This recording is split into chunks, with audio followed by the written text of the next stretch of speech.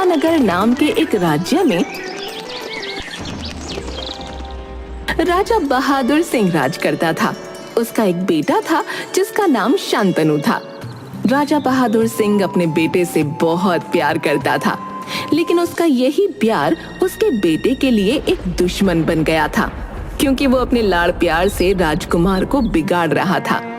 शांतनु आलसी और गैर जिम्मेदार होता जा रहा था।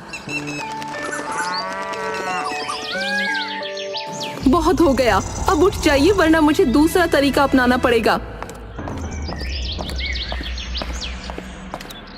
अरे क्या हुआ महारानी, क्यों इतना चिल्ला रही हो? सूरज सिर पर आ गया है और ये आपके राजकुमार अभी तक पड़े सो रहे हैं। ओहो महारानी, क्यों उसे परेशान कर रही हैं आप? बेचारा सो रहा है तो सोने दीजिए। आपने ही बिगाड़ा है राजकुमार को, ये गलत है। ऐसे ही चलता रहा तो कल को बहुत परेशानी हो जाएगी। अरे आप तो ऐसे बोल रही हैं जैसे मैं अपने बेटे का दुश्मन हूँ। अगर ऐसे ही चलता रहा तो फिर मुझे ही कुछ करना पड़ेगा। राजा हमेशा राजकुमार की तरफदारी करता था और कभी भी उसे कोई काम करने को नहीं कहता था। महाराज, राजकुमार शांतनु ने आज फिर अभ्यास में हिस्सा नहीं लिया। ओह, राजा राम, शांतनु अभी बच्चा है, उसे अभ्यास की क्या जरूरत है? उसके पास पूरा जीवन है सीखने के लिए। महाराज, प्रजा के कुछ लोग राजकुमार के व्यवहार से नाराज हैं। उन्होंने शिकायत की है कि राजकुमार शांतनु उनसे उचित व्यवहार नहीं करते। गंगाराम, प्रजा को समझना चाहिए कि शांतनु एक राजकुमार है, थोड़ा सा बर्दाश्त करें। पिताजी, ये सेनापति मुझे जबरदस्ती घुड़सवारी करवाता है और इसी चक्कर में कल मैं घोड़े से गिर पड़ा था।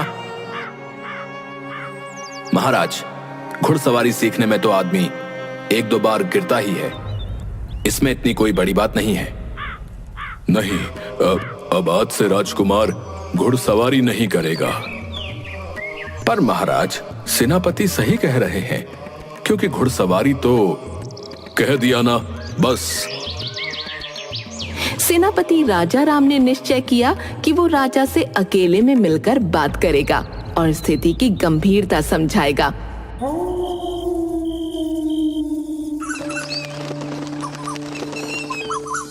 महाराज, राजकुमार शांतनु का आलसी स्वभाव राज्य के भविष्य के लिए बहुत खतरनाक हो सकता है। उसे अनुशासन और जिम्मेदारी सिखाना बहुत जरूरी है। राजा राम, शांतनु को सीखने का समय मिलेगा, उसे अभी कड़ी मेहनत की जरूरत नहीं है। महाराज, राजकुमार का बचपन से ही अनुशासन और जिम्मेदारी सीखना जरूरी है, ताकि वो भविष्य में एक अच्छे शासक बन सकें। राजा राम, तुम चिंता मत करो, शांतनु एक दिन सब कुछ सीख जाएगा, तुम बस उसे परेशान मत करो। महाराज, अगर आज हमने उसे नहीं सिखाया तो? बस, अब और कुछ नहीं। मैंने कह दिया कि शांतनु को अभी कुछ सीखने की जरूरत नहीं है। सेनापति सोच में पड़ गया कि वो राजा को कैसे समझाए। कुछ दिनों बाद अचानक राजा बहादुर सिंह के स्वास्थ्य में गिरावट आई और वो बिस्तर पर पड़ गए। ये तो एक बहुत ही दुर्लभ बीमारी के लक्षण हैं, जिससे शरीर कई हफ्तों के लिए लकवाग्रस्त हो जाता है। हे भगवान, ये कैसे हो गया? सेनापति, अब आप पता लगाइए कि ये किसने किया। ठीक है महारानी, मैं पता लगाता हूँ। महाराज, आप चिंता मत करिएगा, हम सब यहाँ आपके साथ हैं। राजा राम, मुझे तुम पर पूरा भरोसा है। शांतनु, अब तुम्हें राज्य की जिम्मेदारी संभालनी होगी। राज्य का भविष्य तुम्हारे हाथों में है, क्योंकि तुम ही मेरे उत्तराधिकारी हो। राजा की हालत दिन ब दिन बिगड़ती जा रही थी। पूरे राज्य में राजा की बीमारी की खबर फैल गई और उनकी स्थिति में सुधार न होने के कारण राज्य के सलाहकारों ने फैसला किया कि अब राजकुमार शांतनु को राजगद्दी पर बिठाया जाए। राजकुमार शांतनु को राजा घोषित कर दिया गया। महाराज शांतनु, आज हमें कई महत्वपूर्ण निर्णय लेने हैं। ठीक है, शुरू करो। राजा शांतनु ने सिंहासन पर बैठते ही आलसीपन दिखाना शुरू कर दिया। वो अपने कर्तव्यों में रुचि नहीं ले रहा था और अक्सर महत्वपूर्ण बैठकों में सो जाता था। एक दिन दरबार में जब राज्य के महत्वपूर्ण मामलों पर चर्चा हो रही थी, शांतनु फिर से सो गया। ये क्या हो रहा है? नए महाराज इस तरह से राज्य कैसे चलाएंगे? हमें कुछ करना होगा, नहीं तो राज्य का भविष्य अंधकार में चला जाएगा। महाराज, कृपया उठिए। महत्वपूर्ण मुद्दों पर चर्चा हो रही है। तुम लोग मुझे परेशान क्यों कर रहे हो? मुझे सोने दो। शांतनु सिंहासन छोड़कर अपने कमरे की ओर चला गया।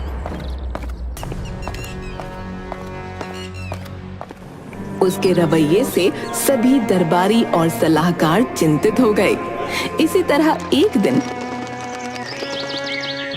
कई लोग अपनी समस्याओं को लेकर दरबार में पहुंचे। महाराज, हमारे गांव में बहुत सूखा पड़ रहा है, फसलें बर्बाद हो रही है और हमें पानी की बहुत कमी हो रही है महाराज। हाँ, ठीक है। महाराज, कृपया हमारी मदद करें, हमारे पास खाने को भी कुछ नहीं बचा है। हाँ, मुबारक हो। महाराज, हमारे इलाके में पानी का इतना संकट है कि हम पानी के लिए भी तरस रहे हैं महाराज। हाँ, सबको मिठाई बांट दो। महाराज, हम सूखे की बात कर रहे हैं और आप? राजा शांतनु की इस अजीब हरकत से सभी लोग नाराज हो गए। ये क्या मजाक है? हम यहाँ अपनी समस्याओं के समाधान के लिए आए हैं और महाराज नींद में है। लोग गुस्से में दरबार छोड़कर चले गए और मंत्रियों ने अपना सिर पकड़ लिया। एक दिन पड़ोसी देशों के कई राजा उनसे मिलने आए। उनका मकसद राजा बहादुर सिंह का हालचाल जानना और नए राजा शांतनु से मुलाकात करना था। महाराज बहादुर सिंह, हमने सुना है कि आपकी तबीयत खराब है। हम आपकी कुशलता जानने आए हैं। धन्यवाद टोडरमल। ये मेरे लिए सम्मान की बात है कि आप सब यहाँ आए हैं। शांतनु, हमारे मेहमानों से मिलो और उनकी बात सुनो। ठीक है, आप सब थोड़ा इंतजार करें, मैं अभी आता हूँ। राजा शांतनु सीधे अस्तबल की ओर गया।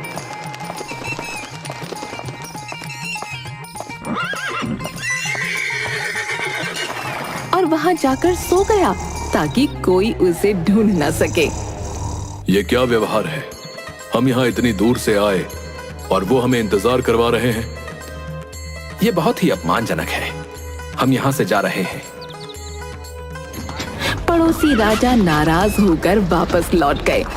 इस बीच राजकुमार शांतनु के नाना संत शंकराचार्य महल में उससे मिलने आए।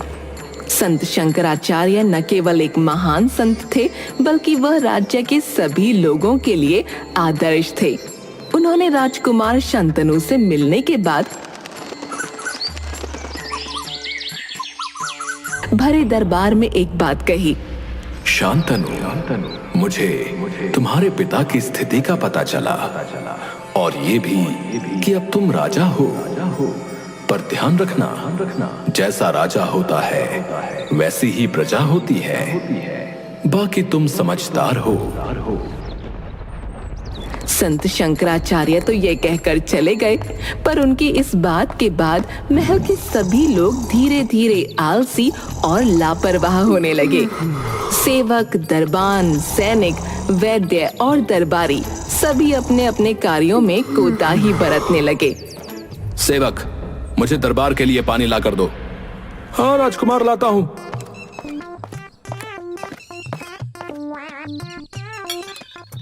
सेवक, पानी लाने में इतना समय क्यों लगा रहे हो? माफ कीजिएगा राजकुमार, मैं थोड़ा आराम कर रहा था। शांतनु की परेशानी बढ़ती जा रही थी। उसने रसोई में जाकर देखा कि वहां भी आलस छाया हुआ था। रसोइये, मेरा खाना अब तक क्यों तैयार नहीं हुआ? महाराज, थोड़ी देर और लगेगी। मैं अभी अभी उठकर काम पर लगा हूँ। ये कब तक चलेगा? अब मैं भूखा हूं और ये बर्दाश्त नहीं कर सकता। शांतनु को दरबार में भी यही स्थिति मिली। सभी दरबारी आपस में बातें कर रहे थे और किसी काम में मन नहीं लगा रहे थे।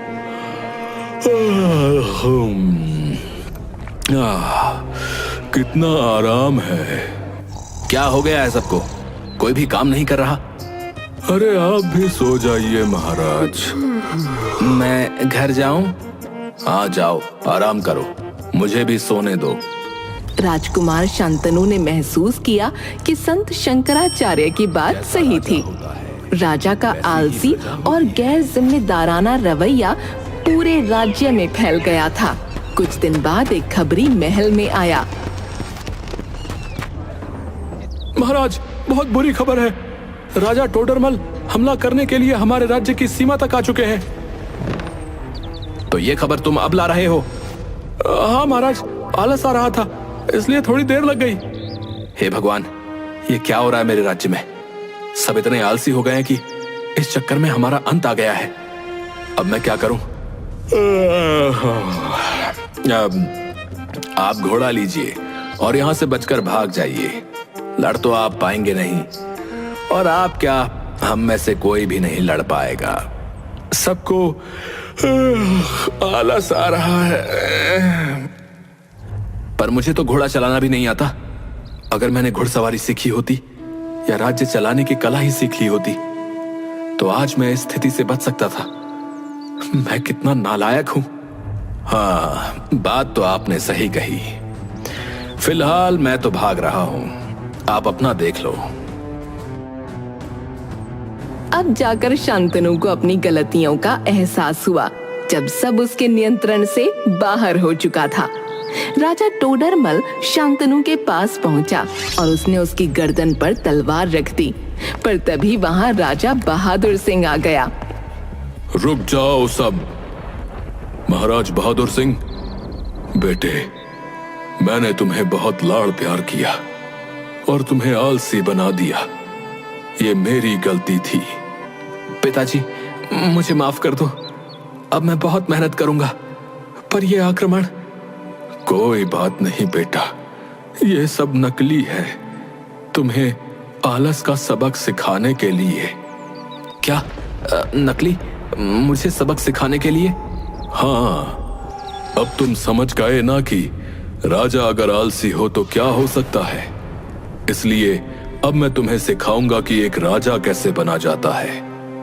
अब मैं आ गया हूं, मैं सब ठीक कर दूंगा। और महाराज टोडरमल, आपका बहुत बहुत धन्यवाद कि आपने राजकुमार को यह सबक सिखाने में अपना योगदान दिया। यह तो मेरा फर्ज था। आखिर हमें भी तो भविष्य में एक अच्छा पड़ोसी राजा चाहिए।